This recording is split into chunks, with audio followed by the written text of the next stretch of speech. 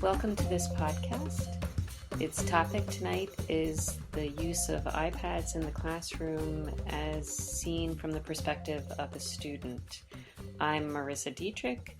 I'll be hosting the podcast, and my guest is Margaret Dietrich. Let me just take a moment to thank you, Margaret, for being willing to take time to share your experience with technology in the various schools in which you've been.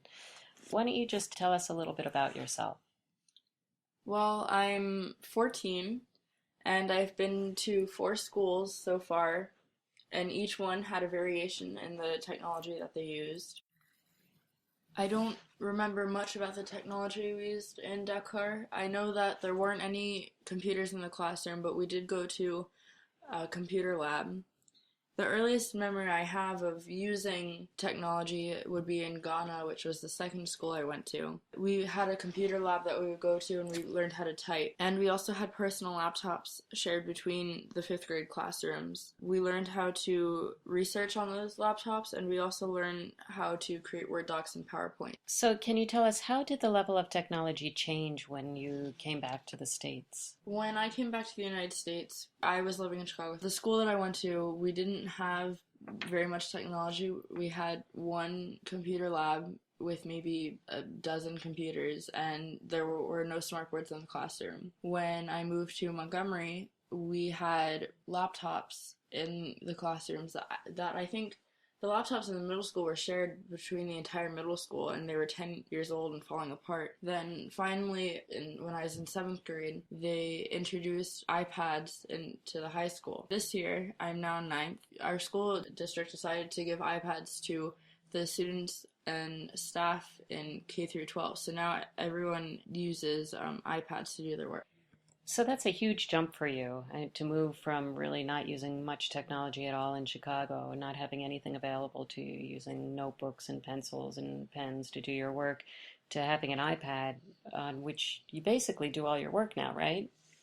Mm-hmm. Yes. So what do you think the impact has been on you as a student, on your study habits, on your use of time? I think there are definitely benefits to using iPads in the classroom, but ultimately, as a student, iPads have made me lazier. I am now used to getting instant gratification when I do work, and when I research or do any kind of work that a teacher gives me on my iPad, I can get it done in a couple of minutes. So now when I get an assignment where I actually have to put forth an effort, I don't want to do that, and I get a little lazy and I don't put as much work into it as maybe I would have or should. So I'm not really sure I see this connection that you're talking about between iPads and laziness. How is it that you think that it's the iPad that promotes the laziness? Before we had iPads, we were writing everything down. We couldn't just type it and get done writing down our notes within a couple minutes. And also, instead of going to a library or finding the resources that you need to do research, we can now just Google it and we get anything that we could possibly need. And finally, students as a whole just don't read as much. I know that when our biology teacher assigns a portion of a textbook for students to read, we don't do it because we just don't want to have to take that portion of the textbook and read it because it takes too long. I know that the last time I went into our school library to actually check out a book to read was last year in 8th grade, and it was for an assigned reading book. So your answer is surprising me a little bit, Margaret. Are you suggesting that you would really rather not have the iPad? Honestly, yes. I know that our school, when we were first deciding whether we were going to introduce iPads into the high school, they had a choice between iPads and laptops. I personally would rather have a laptop because even though we still can get any information we need within 30 seconds and we can still type down notes, there aren't as many distractions on laptops as there are on iPads. I would definitely be reading more because there wouldn't be all those games and apps that I would turn to instead of reading. Okay, so I'm definitely feeling as though you feel that the iPads hinder learning, but surely, I mean, you started out by saying that there are benefits. So what benefits do you see to having the iPads in school? I think some of the drawbacks of having an iPad are definitely some of the benefits too. The fact that you have all of that information right there, and the fact that you can get all of those notes down so quickly will allow a student to dig deeper in the topic that they're looking at. But that is only if they have the willpower to do that. Some students take advantage of it and use it towards their laziness in a way. They take advantage of it so that they don't have to do as much work. But if a student loves learning that enough, they will take all of that information and all of those abilities and learn so much more than they are now. So what I hear you saying now is that a good student will use whatever technology is available and go farther with it, and a student who is maybe not so interested or who really maybe is a little bit lazy will just use the technology to mess around a little bit.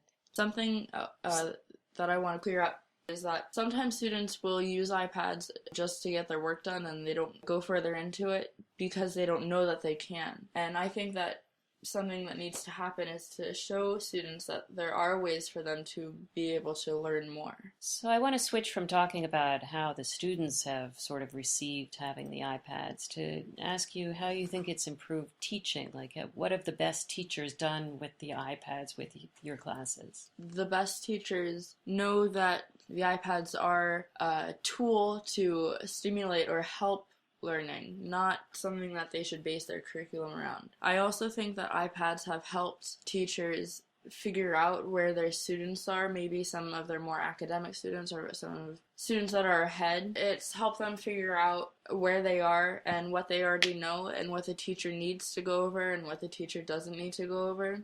I know that Nearpod is a huge help in that. Also, Nearpod gives presentations that a student can have right on their iPad. So if they are a student that needs things up close instead of listening to a teacher lecture and they need to be able to read along, Nearpod is great for that. Another app that I really love, now that I'm kind of getting into the different apps that there are on iPads for learning. Margaret had a lot more to say, a lot more apps to share, but we were running out of time, so I asked her to share one more thing with us. How about if you leave us with one thought for teachers about the use of iPads in the classroom?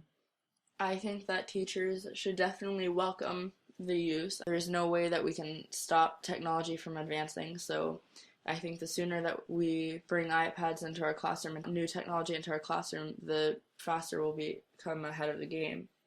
But I think that we should definitely be careful with iPads so that we don't get used to instant gratification and we don't start relying on the iPads for every assignment that we get or give. Thank you, Margaret, for sharing your time with us, and I hope that we'll have a chance to talk with you again. Definitely. Thank you for having me. That was Margaret Dietrich sharing her understanding of the iPad as a tool for learning that can be misused and underused, but that has the potential to deepen students' learning, at least when they stop Snapchatting. This podcast was created by Marissa Dietrich, with music provided under an Art Libre license by Les Atzo, and sound provided under a Creative Commons license by Kent Video Productions. Thanks for listening.